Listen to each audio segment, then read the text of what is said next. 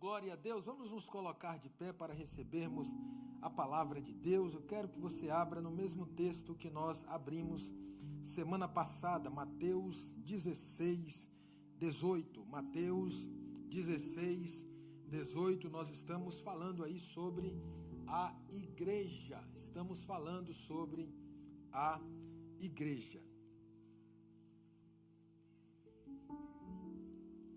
Mateus 16, 18. Conforme você for encontrando, você pode ir dizendo alguma coisa que adore o nome de Jesus. Quero louvar a Deus pela vida dos nossos irmãos hispanos, que estão aqui conosco. Alguns já que sempre estão conosco há muito tempo, outros estão vindo aí pela primeira vez.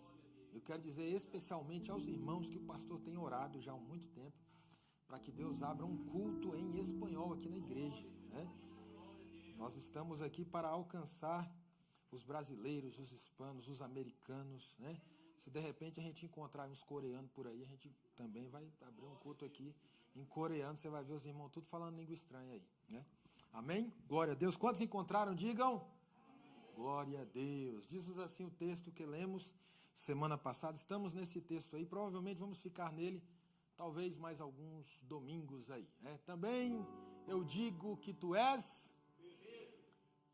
e sobre esta pedra edificarei a minha igreja, e as portas do inferno não prevalecerão contra ela. Eu vou contar de 1 até 3 e você repete bonitão aí para Jesus. Amém? 1, 2, 3.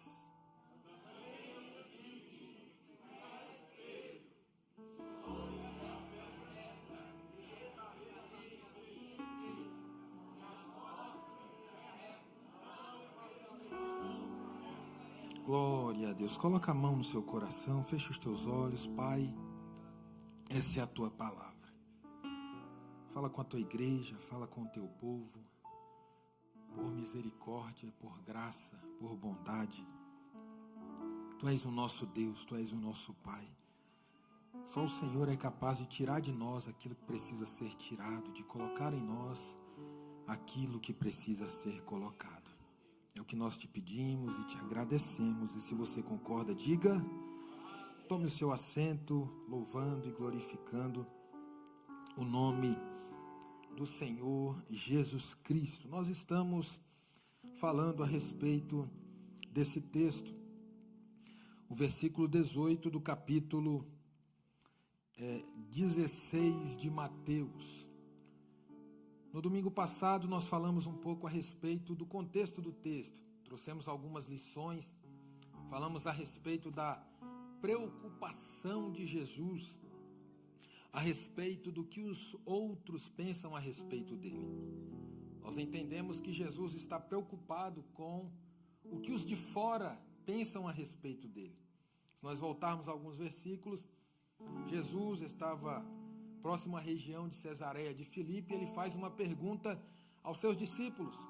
Ele pergunta: o que dizem os homens que eu sou? O que dizem eles a respeito de mim? E os discípulos começam a responder Jesus. Eles dizem, alguns dizem que tu és um profeta, outros dizem que tu és João Batista. E aí Pedro se levanta depois da segunda pergunta de Jesus, quando Jesus olha para os seus discípulos, porque agora ele está preocupado com os de dentro. Jesus se preocupa com quem está lá fora, mas também se preocupa com quem está dentro. E ele pergunta: e vocês, o que vocês dizem que eu sou? Será que vocês me conhecem? Será que vocês sabem quem eu sou? Será que vocês estão aprendendo a respeito de mim? Era como se Jesus estivesse perguntando: o que é que vocês estão fazendo aqui comigo? O que é que vocês estão fazendo na igreja? Será que vocês estão aprendendo sobre Jesus? Será que vocês estão tendo um relacionamento comigo? Quem vocês dizem que eu sou? E aí Pedro ergue a sua voz e diz que ele é o Cristo, o Filho do Deus vivo. Eu também disse que para a gente ser vitorioso, é importante a gente entender a respeito de alguns assuntos. É importante a gente entender a respeito do céu, a respeito do inferno. Eu sei que muita gente tem medo do inferno, não gosta que a gente fale nem essa palavra, inferno, mas eu vou pregar sobre o inferno aqui. Eu só não vou dizer o dia, que é para você não faltar, tá bom?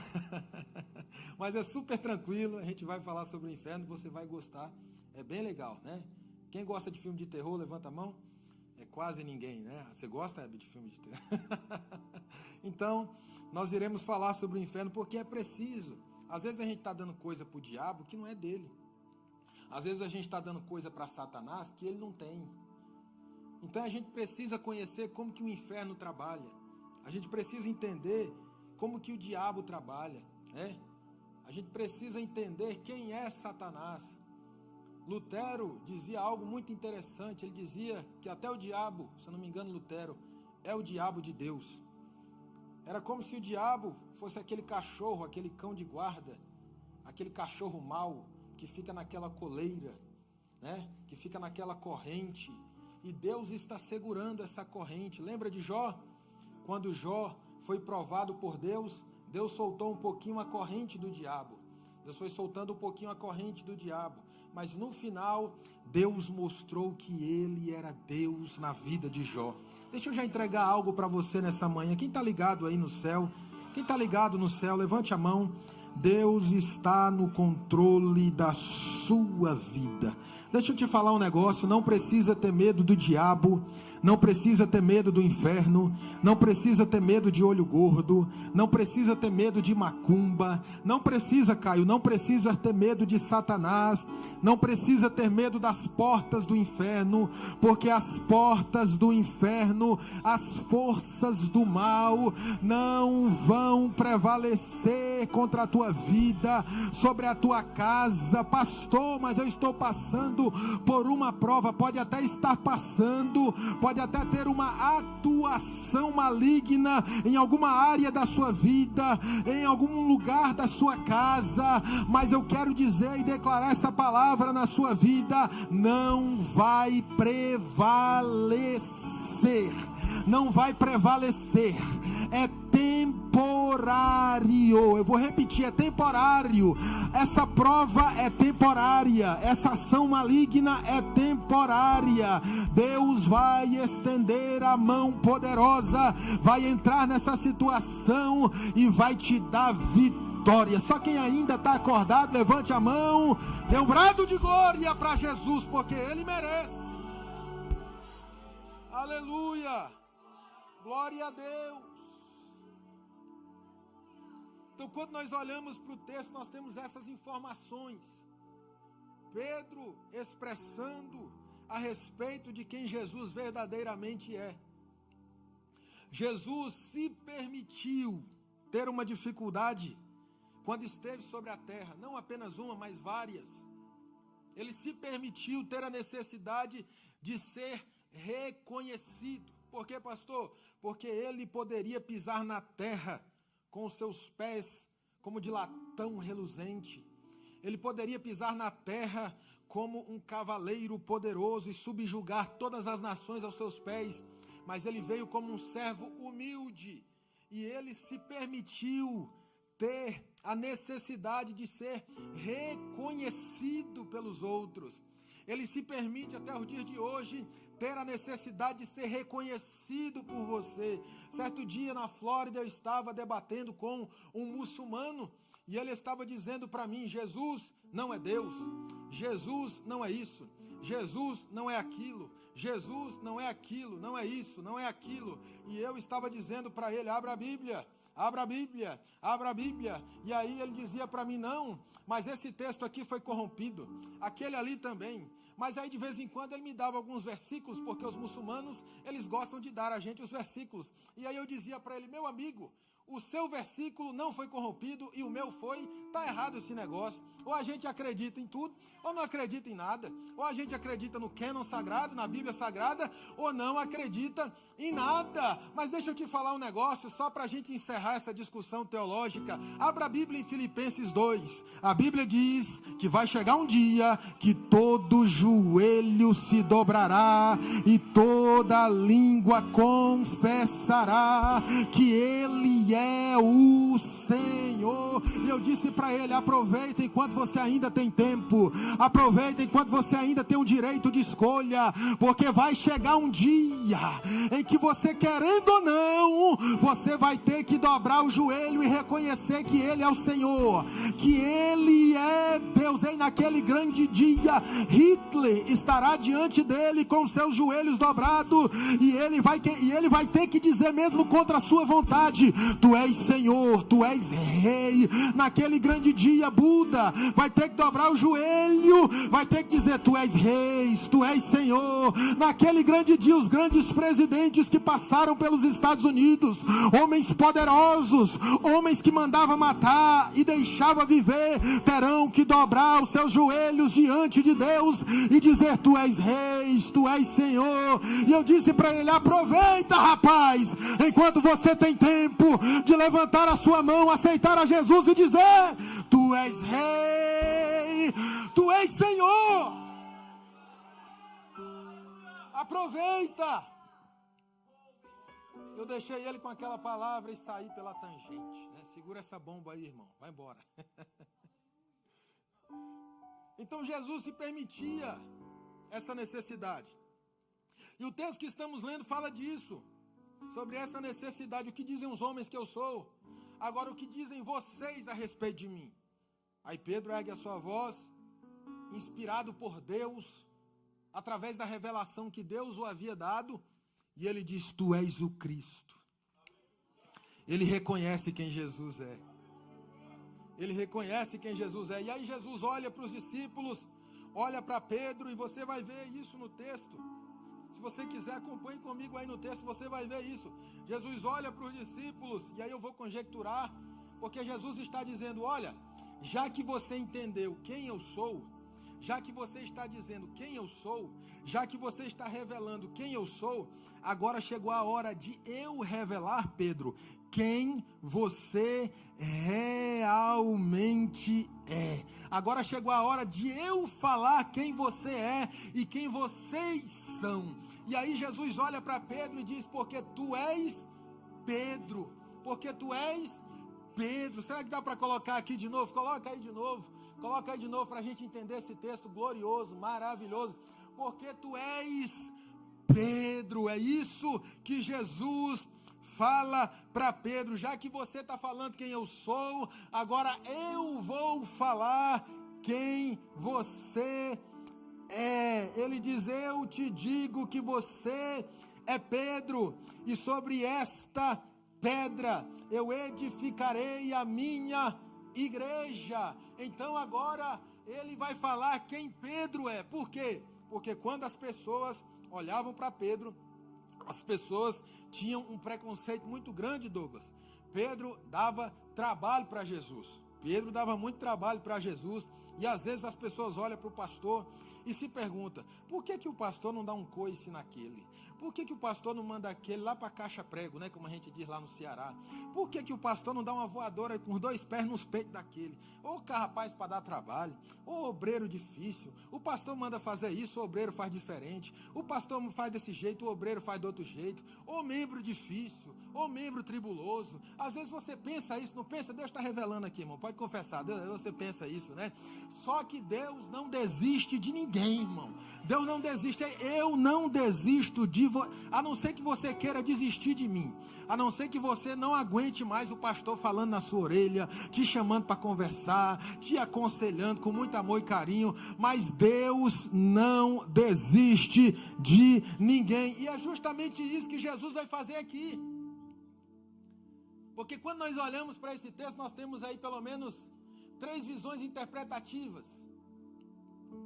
Alguns dizem que a igreja estaria sendo edificada em cima da profissão de fé de Pedro, porque quando a gente aceita Jesus, a gente confessa, né, que ele é o Cristo. Foi o que ele fez aqui. Outros dizem que é sobre o próprio Pedro, porque Pedro foi o líder da igreja em Jerusalém. Pedro, lá em Atos dos Apóstolos, inspirado pelo Espírito Santo, pregou, e na sua pregação ganhou 3.000 almas para Jesus. A Bíblia diz que a igreja estaria sendo firmada sobre a doutrina dos apóstolos. Então nós temos aí 3 possíveis interpretações, mas quando nós olhamos para esse texto, no seu original, no seu contexto original, nós temos a diferenciação de 2 palavras. Observe isso aqui: Quando Jesus diz para Pedro, tu és Pedro, ele se utiliza de uma palavra chamada Petros. Você tem ali um S, Petros. Essa é a palavra no original. Agora, quando Jesus vai falar sobre a edificação da igreja, ele utiliza uma outra palavra. Ele utiliza a palavra Petra. Pastor, qual é a diferença entre essas duas palavras? A diferença é que o Petros é tirado da pedra. O Petros é tirado da rocha. A igreja não pode estar sendo edificada em cima de um pedaço de pedra, em cima de um pedaço de rocha. A igreja está sendo edificada em cima da Petra. Essa palavra Petra é utilizada para rochedo, para cordilheiras de rocha, para uma rocha muito grande. Essa palavra só pode ser utilizada para Deus, para Jesus. Agora, quando Deus olha para Pedro, ele diz: você não é a grande rocha, mas você é alguém que foi tirado da rocha. E aí lá vai para você. Você não é alguém aonde eu vou colocar, sustentar a minha igreja. Você não aguenta. Mas deixa eu falar um negócio para você. Alguém olha para você e não diz nada. Alguém olha para você e não acredita. Alguém olha para você e diz: esse aí é rebelde, esse aí não presta, esse aí não vai. Mas agora, como você diz quem eu era, chegou a hora de eu dizer quem você é. Porque quando você aceita Jesus, você diz quem Jesus é na sua vida. E agora Jesus está dizendo quem você é na igreja. Você é alguém que foi tirado dele. Alguém olha para você e diz: não vai. Jesus está dizendo: não vai hoje, não vai agora, mas eu já estou vendo lá na frente. Ele é alguém que foi tirado de mim. Ele é um pedaço de pedra que foi tirado da rocha. Ei, você foi alguém gerado por Jesus. Você está aqui porque Jesus te gerou. Você está aqui porque Ele te viu quando ninguém te viu. Você está aqui porque Ele acreditou em você quando ninguém acreditava. Você está aqui porque você faz parte dEle. Você faz parte de Jesus. Então ele olha para Pedro e diz: olha, você é Petros, que quer dizer um pedaço de pedra tirado da rocha. E aí ele vai dizer: porém, mas sobre esta pedra, sobre este rochedo que é Jesus, eu vou edificar a minha igreja, e as portas do inferno não vão prevalecer contra ela. Deixa eu falar um negócio aqui, pra gente que é líder, pra gente que é pastor, lá vai pra gente agora, Caião, que lidera, que é pastor, que é obreiro. Deixa eu falar um negócio pra você. Você não passa de apenas um instrumento de Deus. Se Deus não te tocar, para de tocar o teclado aí, Caio. Presta para alguma coisa? Agora toca. Olha que coisa maravilhosa. Aí a gente olha para o teclado e diz: olha que coisa linda esse teclado, esse som, essa harmonia, esse fundo musical. Meu Deus, agora para.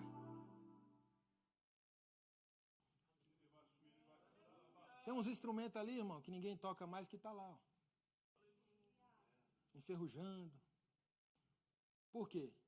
Porque se não tiver alguém para tocar, não serve. Alguém utiliza a figura do jumentinho. Lembra do jumentinho que Jesus, montou em cima dele e fez a entrada triunfal? Alguém utiliza a figura do jumentinho, que o jumentinho estava todo. Eita, eu estou aqui com o Rei dos Reis aqui, ó. Ó, aí todo mundo jogando lá coisa na frente dele. Todo mundo, eita glória, é mistério, é poder. E o jumentinho todo empinadinho, ó, toca.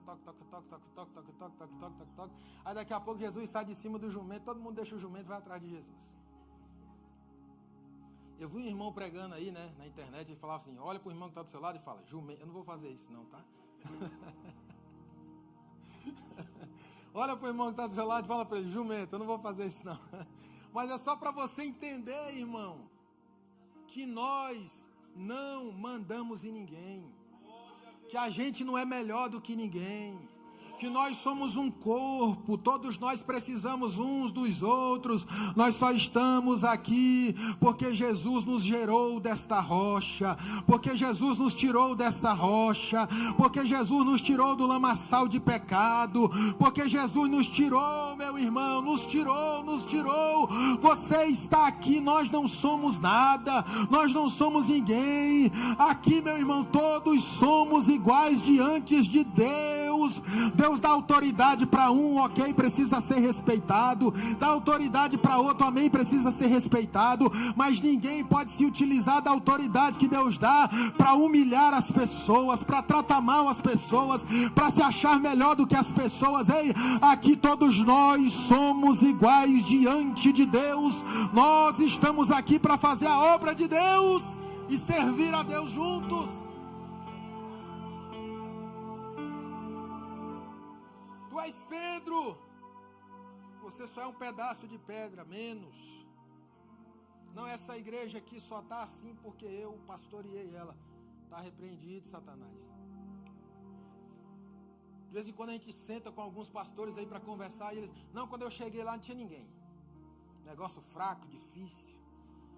Meu irmão, passei 2 anos lá, 5 anos lá, o negócio, ó. Eu fico olhando assim, louvado seja o teu nome, irmão. Glorificado e exaltado é o teu, né? Exaltado seja o teu nome, varão. Dá um espacinho, como diz o meu pastor, o bispo, dá um espacinho para Jesus, deixa um pouquinho para ele aí, irmão. Será que não tem uma cadeirinha ali no canto para Jesus, não? Irmão, se humilha diante de Deus. Entenda que você só é um instrumento usado nas mãos do Senhor Jesus. Entenda que você precisa dele, que você é dependente dele, que todos os dias nós precisamos orar, buscar, jejuar, todos os dias nós precisamos de Jesus, porque sem mim, diz a palavra, diz Jesus, sem mim nada podeis fazer. Sem Jesus você não consegue ser um bom pastor, sem Jesus você não consegue ser um bom líder, sem Jesus você não consegue ser um bom pai, uma boa mãe, um bom filho, sem Jesus você não consegue ser um bom funcionário, um bom patrão. Você precisa de Jesus, nós precisamos de Jesus, nós precisamos da palavra de Jesus. Quem precisa de Jesus, levante a mão, dê um brado de glória para Ele. Aleluia! Eu preciso de Ti, Senhor. Então, quando nós olhamos para o texto, nós entendemos quem Pedro é, quem nós somos. Nós precisamos entender quem Deus é. Entendemos aqui que Ele é a grande rocha. Precisamos entender quem somos. Somos alguém tirado da rocha. E ainda entendendo quem somos, precisamos entender o que é igreja. Pastor, o que é igreja? Queria que você fizesse essa pergunta para você mesmo. O que é igreja? Você sabe o que é igreja? Tem tanta gente falando sobre a igreja por aí. Tem tanta gente lendo versículos na internet, explicando o que é igreja por aí. Eu queria passear com você um pouco sobre a palavra de Deus, para a gente entender um pouco quem nós somos como igreja. Quem somos como igreja? O que é igreja? A Bíblia diz em Atos 7,48, todavia o Altíssimo não habita em casas feitas por homens. Olha o que a Bíblia está dizendo. Muita gente gosta de usar esse texto para dizer para você, fique em casa, né? Fique em casa. Todavia o Altíssimo não habita em templos feitos por mãos humanas. Alguém olha para você e diz, o que você vai fazer lá? Deus não está lá. Deus não está aqui mesmo não, irmão. Ele só está aqui quando você está aqui. Aleluia. Glória a Deus. Deus está aqui quando você está aqui, mas nós vamos chegar lá. Atos 17, 24, daqui a pouco nós vamos sair daqui. Eu não sei o que vai se transformar esse lugar. Pode se transformar num ambiente familiar, num consultório médico, ou talvez possa se transformar em um lugar para festas, baladas, bebedeiras. Mas quando a gente sair daqui, Deus não vai continuar nesse lugar, irmão. Deus vai com a gente. Amém? Glória a Deus. Então a gente precisa ter um equilíbrio, não pode ter tanta idolatria assim pelo ambiente, pelo lugar. É claro que o ambiente do culto é um ambiente muito sério. Eu me refiro ao ambiente do culto. As coisas que a gente dá para Deus aqui dentro são muito sérias. Essa cadeira que você está sentado é algo que foi santificado para Deus. esse púlpito, os instrumentos, tudo isso foi santificado ao Senhor. É muito sério, o ambiente do culto é muito sério. O pastor não sabia não, irmão, por isso que eu falo para vocês, fizeram até uma figurinha minha aí, né? Deixa de ser crente boca aberta, né? Porque é muito sério o ambiente do culto. Tem gente que foi fulminado no ambiente do culto, presbítero de Carlos, só porque mentiu no ambiente do culto. Quem lembra disso? Alguém sabe quem foi? Atos dos Apóstolos, quem? Pode falar, irmão. Ananias e Safira, só porque mentiu no ambiente do culto. Então, meu irmão, guarda o teu pé quando entrares na casa do Senhor teu Deus. Reverência, a gente tem perdido a reverência, né? Pastor, mas não posso nem mexer no celular. Pode, irmão, se for alguma coisa urgente, se tiver que responder, pode responder, mas fica ligado no céu, fica ligado no Espírito, não se distraia. Pastor, preciso sair na hora do culto para resolver um negócio. Irmão, se tiver que resolver, vai lá, sai, depois volta. Fica ligado no Espírito. Você está nesse ambiente, isso é um ambiente espiritual. Isso é um ambiente onde a palavra está sendo revelada. É um ambiente onde louvores estão sendo ditos a Deus. É um ambiente onde Deus está se manifestando no meio do seu povo. É um ambiente muito sério. Então a gente tem que ter reverência. Tem que ter cuidado. Não que os irmãos não tenham, mas a gente vai ensinando, a gente vai aprendendo, a gente vai crescendo, né? Não é mais como na minha época, quando eu era adolescente, criança, que o diabo corria com medo de mim, não é porque eu era ungido, santo, é porque eu era pior que ele, né? Aí o diabo tinha medo de mim, que eu era pior que ele. Eu e o meu primo Natanael, aí eu fui lá no Ceará, 2 anos atrás, eu estava lá, pregando lá nas igrejas, fui pregar na igreja dele, está pastoreando uma igreja lá. Aí eu contei a história, irmão, nós tínhamos uma dupla abençoada. Qual era a dupla, né? O nome dele é Natanael, Felipe e Satanael. Rapaz, aí ele colocou a mão na cabeça, assim. Aí no final do culto ele falou, a gente fala macho, né, lá no Ceará. Macho, assim tu me quebra, macho, eu sou o pastor da igreja. Falei, não, rapaz, é para Deus saber que Deus, é para o povo saber que Deus transforma, que Deus faz milagre, né, na vida do povo. Olha eu aqui, olha você aqui, a gente deu certo. As pessoas apontavam o dedo pra gente, irmão, e falavam assim, ó, esse filho da irmã Ana e esse filho do Rocha, que o pai dele é Rocha, né, o nome do pai do Natanael. Isso aí, meu irmão, vão ser os maiores traficantes aqui dessa cidade. Isso não vai dar para nada, isso não presta. Irmão, nós era atribulado mesmo, irmão.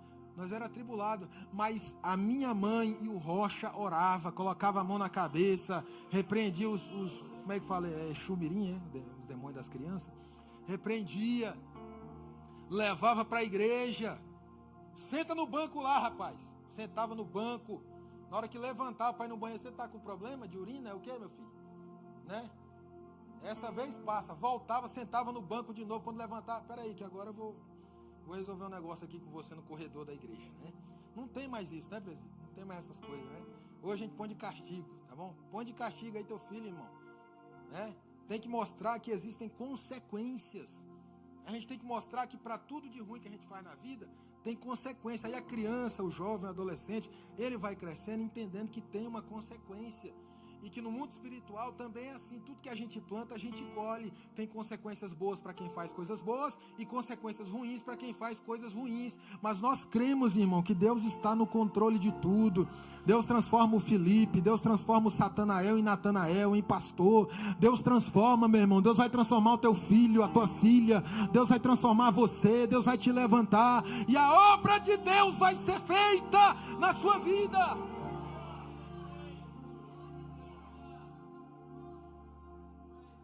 Então as pessoas abrem alguns textos, como por exemplo Atos 17, 24, e diz: o Deus que fez o mundo e tudo que nele há, é o Senhor dos céus e da terra, e não habita em santuários feitos por mãos humanas. Mais um texto que o pessoal gosta de usar para dizer, eu sou a igreja, né? 1 Coríntios 3,16 diz, vocês não sabem que são santuários de Deus, e que o Espírito de Deus habita em vocês? Efésios 2:21 diz assim, nele somos firmemente unidos. Então aqui já começa a entrar a igreja, porque nós somos templo do Espírito Santo, nós somos morada de Deus. Lá na sua casa você sente a presença de Deus, Tomando banho, você se liga lá com Deus, você sente a presença de Deus. Dirigindo o seu carro, o Espírito de Deus habita dentro de você. Mas isso não nos dá o direito de caminharmos sós. Isso não nos dá o direito de sermos uma igreja na nossa casa, só eu, a esposa, o meu filho, eu sou a igreja, eu sou o templo. Não, porque nós também temos mais versículos na Bíblia. E esse é o problema da teologia da internet. A teologia da internet, ela te mostra um versículo e ela faz todo o ensino em cima desse versículo. Só que a Bíblia interpreta a própria Bíblia, a Bíblia explica a própria Bíblia, e a Bíblia tem muitos outros versículos também. Esse pessoal do Fica em Casa, eles não vão ler esse texto aqui para você, ó. Efésios 2:21, que diz assim, ó: nele somos firmemente unidos, constituindo um templo santo para o... Nós temos versículos que diz que nós somos o templo de Deus, né? Singularmente.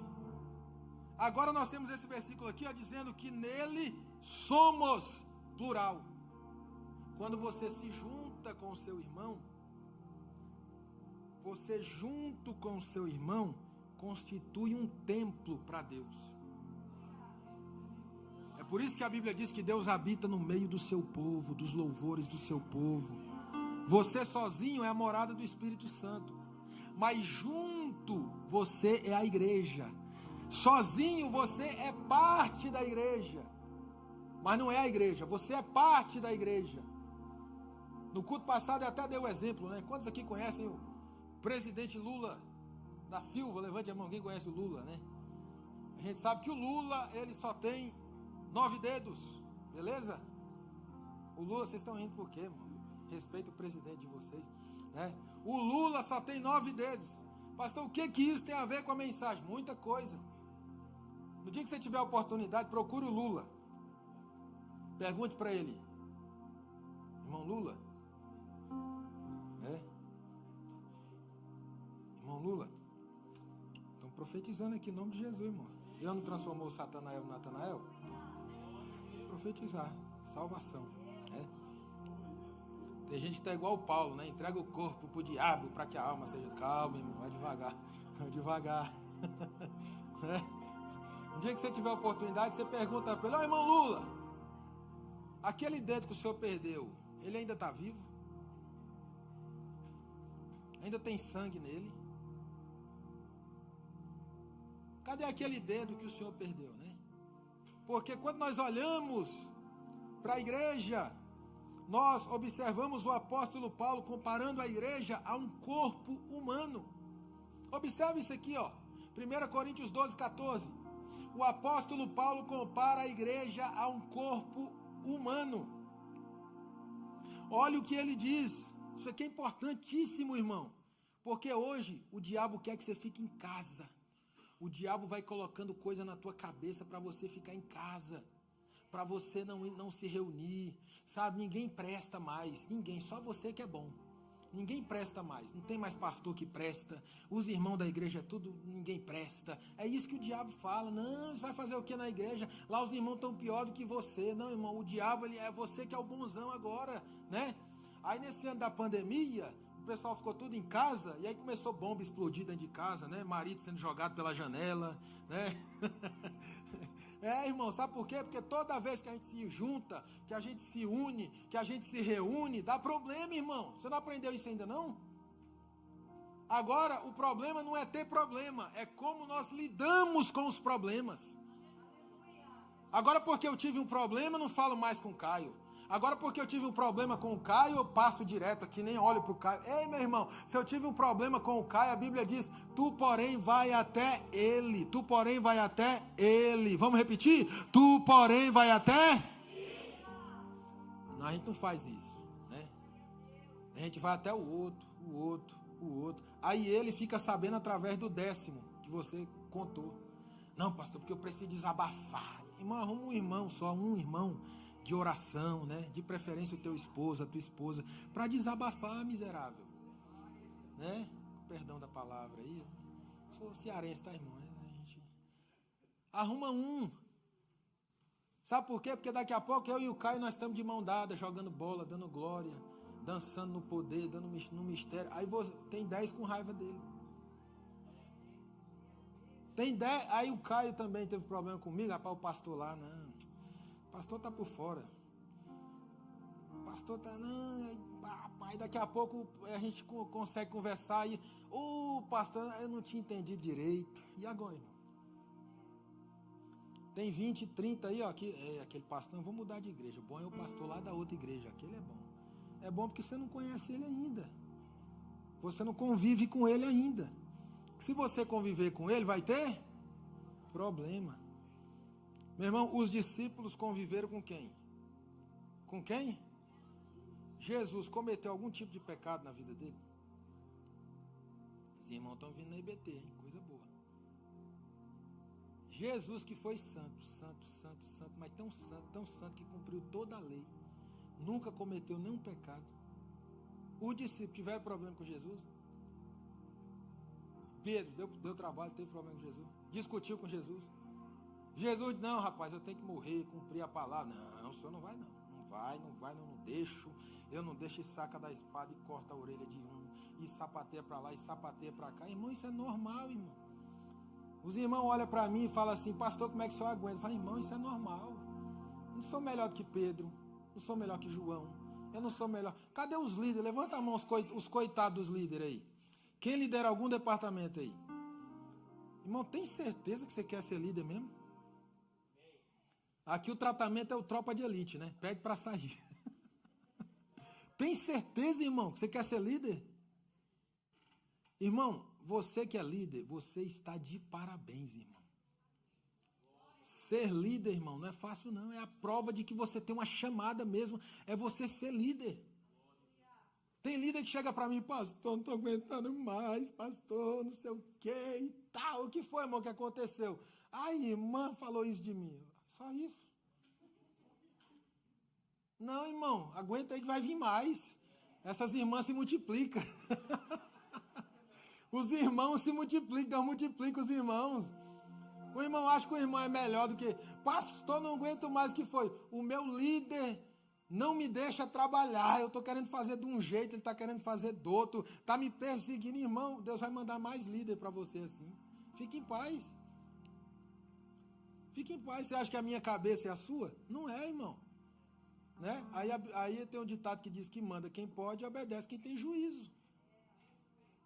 Você está lá na frente do seu departamento, você que vai direcionar quem está debaixo de você, irmão.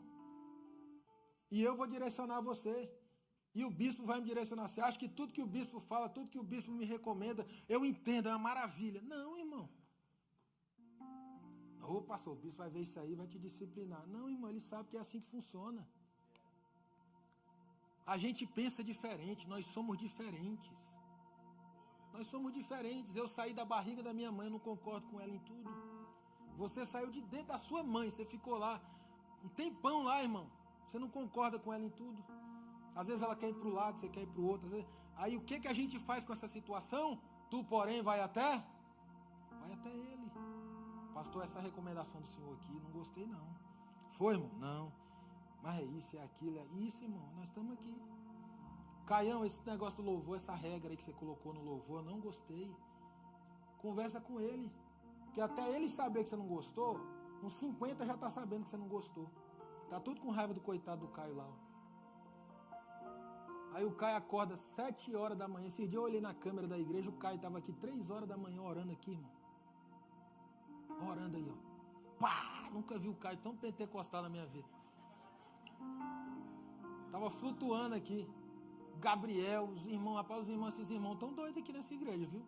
Deus está levantando um povo forte aqui, irmão. Que ora, que jejuma, que evangeliza, que está preocupado com almas, né? Que está preocupado em servir a Deus de verdade, irmão. Servir a Jesus de verdade. Que está preocupado em servir com excelência. Então a Bíblia diz lá, ó, a Bíblia compara com o corpo humano. E ele diz a respeito da igreja, ele diz, o corpo não é feito de um só membro, mas de muitos. Olha o que ele diz a respeito da igreja, o apóstolo Paulo, comparando a igreja a um corpo humano. Ele diz, ó, o corpo, tá vendo o corpo? Cadê o Caião? Vem cá, Caião, hoje eu estou te pegando para Cristo, vem cá. O corpo não é feito só de um membro. Levanta só um dedo aí, o midinho. Eu sou isso aqui, irmão. Agora, só isso aqui não pode ser igreja. Se eu cortar isso aqui, eu vou ter que me candidatar à presidência, né? Se eu cortar, irmão, isso aqui, tira isso aqui fora. Não, agora eu sou a igreja. O midinho é a igreja agora. Aí eu tô lá em casa. Nós abrimos esse culto. 2 semanas, 3 semanas, 4 semanas, daqui a pouco vai faltando água no dedo, vai faltando sangue, vai faltando vitamina. Por quê? Porque a igreja é comparada, obrigado, cara, a um corpo humano. Você sabe que o teclado dele ali, o anjo toca também, tá vendo? Ele sai, o teclado continua tocando. Então ele compara a igreja a um corpo humano. No versículo 22 ele diz assim, ao contrário, os membros do corpo que parecem mais fracos são indispensáveis. Olha o que ele diz a respeito de você, irmão. Você precisa saber quem você é, irmão. Não adianta eu chegar aqui e você não aprende nada. Você sai lá fora, você não sabe de nada, não sabe quem Jesus é, você não vai ser vitorioso. Então, meu irmão, olha o que ele diz aqui, ao contrário. Ele vai dando as características da igreja. Ele fala que é um corpo.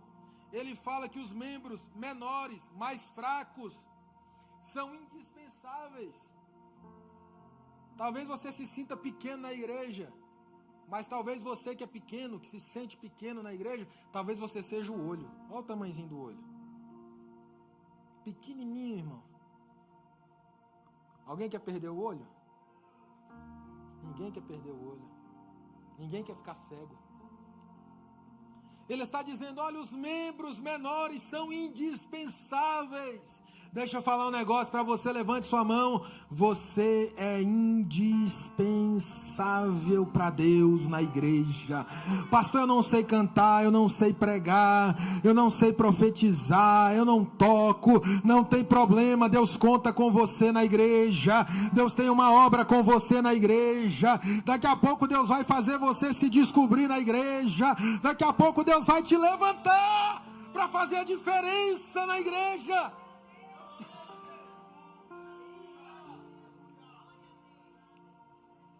Tem um irmão aqui da igreja que eu só vi esse irmão sentado lá na última cadeira, o irmão. Sentava lá, glória, aleluia. Vem nos cultos, presente, está em tudo. Irmão não quer fazer uma oração, não, pastor, não. O sangue de Jesus tem poder. Não quer dar uma saudação, não, Deus me livre, pastor. O sangue de Jesus tem poder. Aí esses dias eu fui na casa do irmão. Pastor, lá em casa tomar um café lá. Eita, não sei o quê. Parei lá, cheguei na casa do irmão. Sentei na mesa. Tinha um irmão lá que nem eu conhecia. Pastor, esse irmão aqui, é lá da nossa igreja. Eu, eita, pai do senhor, irmão. Prazer. Pastor. Ele foi no culto passado, aí nesse ele foi, já chamei ele para tomar um café aqui em casa. Para abençoar. Irmão, isso aí é lindo, isso aí. Irmão. A gente está preocupado com tanta coisa na igreja, irmão. Deus quer que você se preocupe com almas, irmão. Quando a gente começar a se preocupar com as almas, irmão, o nosso ego vai diminuindo, o nosso eu vai diminuindo. Por que não é eu? Por que não sou eu? Por que é eu? Ei, meu irmão, deixa Jesus trabalhar, deixa Jesus diminuir, deixa Jesus aumentar, deixa Jesus abater, deixa Jesus levantar. É Ele que faz a obra no meio do seu povo. Ele está no controle da situação. Talvez você seja o menorzinho do corpo, o menor membro, mas Deus não abre mão de você. Deus não abre mão da sua casa. Deus não abre mão da sua vida. Você tem a mesma importância no corpo. A mesma importância. E ele continua dizendo, eu vou parar por aqui. Eu vou pregar sobre esse texto aí. Mais uns 2, 3 domingos, já vou parar por aqui. Mas ele vai dando algumas características da igreja. Ele diz lá no versículo 25, do mesmo capítulo 12 de 1 Coríntios: a fim de que não haja divisão no corpo, mas sim que todos os membros tenham igual cuidado uns pelos outros. No corpo de Cristo, irmão, não pode ter divisão. Não, porque o Caio é o líder do louvor. Eita, Caio. Não, irmão. Do mesmo jeito que você trata uma criança, que você trata um irmão que você nunca viu na sua vida, você tem que tratar a todos, você tem que ter empatia. Aqui a gente não trata as pessoas para receber algo em troca, não. A gente trata porque o amor de Deus está no nosso coração. Chame alguém que você nunca chamou para tomar um café com você lá na sua casa. Chame alguém que você nunca chamou para almoçar com você. São sempre as mesmas pessoas. Ei, meu irmão, chame alguém. Talvez essa pessoa está aqui há tantos anos sozinha, sem família. Ela só precisa de um abraço. Ela precisa de você. Na igreja todos nós devemos ter o mesmo tratamento uns para com os outros. Tem que ter respeito. A gente tem um problema nas igrejas, aqui não tem, só nas outras. As pessoas só querem respeitar o pastor. Eu vou conversar com o pastor. Não, irmão, está ali o líder, conversa com ele. O pastor colocou o líder lá. Às vezes alguém vem, não, pastor, o líder, mas o irmão já conversou com ele? Não, o irmão conversa com ele. Se ele puxar a faca para o irmão, a pistola, o revólver, aí o irmão traz para a gente, que a gente conversa. Hoje em dia nós vivemos em um mundo onde não tem mais diálogo. O irmão olha pra gente, a gente já desce uma revelação do capeta na mente da gente. Aquele irmão ali, tem que tomar cuidado com ele. Ele olhou assim pra mim, eu não sei não. Irmão, nós devemos estar unidos, não pode ter divisão na igreja, não pode ter divisão no meio do povo de Deus. Mais um versículo aqui, mais uma característica da igreja, 12:26, quando um membro sofre, todos os outros sofrem com ele. Quando um membro sofre, todo mundo sofre. Tá vendo o irmão lá? Foi disciplinado. Eita glória, sabia que Deus ia humilhar ele. Tem gente que é assim na igreja, irmão. Tá vendo o outro lá? Tá de banco, não tá tendo mais oportunidade. Yes, aleluia. Tem gente, você sabia que tem gente assim na igreja? Pastor, hoje o negócio tá pesado. Tá, irmão. A gente precisa aprender a ser crente. A gente precisa aprender a servir a Deus. Pastor, eu quero ser vitorioso. Como é que você vai ser vitorioso, irmão? Ruim desse jeito? Não vai, irmão. Torcendo contra o irmão. Quando o irmão compra um carro, uma casa, no lugar de você ficar feliz, você fica falando, não, por que Deus dá para ele e não dá para mim? É porque você não se alegra com os que se alegram e não chora com os que choram. Quando você tiver mais empatia, quando você começar a se alegrar, quando você começar a dizer, pastor, eu estou aqui junto com o senhor, não importa se eu estou na frente, se eu estou atrás, se eu estou na primeira cadeira, se eu estou na última, eu estou aqui para servir, eu estou aqui para somar. Se alguém for levantado aqui, eu vou somar com quem for levantado. Se alguém entrar em destaque, eu vou me alegrar, porque Deus está levantando. Eu vou fazer a obra de Deus com o mesmo amor, com a mesma intensidade, porque a vitória do meu irmão é a minha vitória, a alegria do meu irmão é a minha alegria, o sofrimento do meu irmão é o meu sofrimento. Glória a Deus, aleluia. Esse dia alguém chegou para mim e falou, não, pastor, porque aqui nós estamos aqui para ajudar o senhor. Não, irmão, nós estamos aqui para servir a Jesus. Pode ser que eu fique 20 anos aqui na igreja, pode ser que eu fique um mês. Deus manda outro, Deus levanta alguém aqui da igreja para pastorear, Deus faz o que Ele quer, a igreja é dele. E você vai ficar aqui, irmão, para servir a Jesus de Nazaré. Ah, agora é o pastor Felipe, acho que eu não vou vir mais não, vou lá na outra igreja. Ah, agora mudou de pastor. Ah, agora, irmão, aí você fica igual o passarinho. Cada dia você está num puleiro diferente, irmão. Como é que você vai ser abençoado desse jeito? Irmão, honre a Deus, esteja na igreja, seja fiel a esse irmão que está do seu lado aí, ame esse irmão que está do seu lado aí. A igreja vai muito mais além do que o pastor Felipe, do que a convenção, do que o nosso grande bispo. A igreja, meu irmão, são vocês juntos, unidos, um ajudando o outro, um se alegrando junto com o outro, um chorando junto com o outro, um fazendo a obra de Deus junto com o outro. Quando você não der um glória a Deus, aí eu não vou sair do junto com o outro. Vai, dá um brado de glória para ele, irmão, porque Deus está te levantando para ser igreja. Um corpo unido. Oh, rabacalabachuri micandarás. Vamos ficar de pé para agradecer a Ele.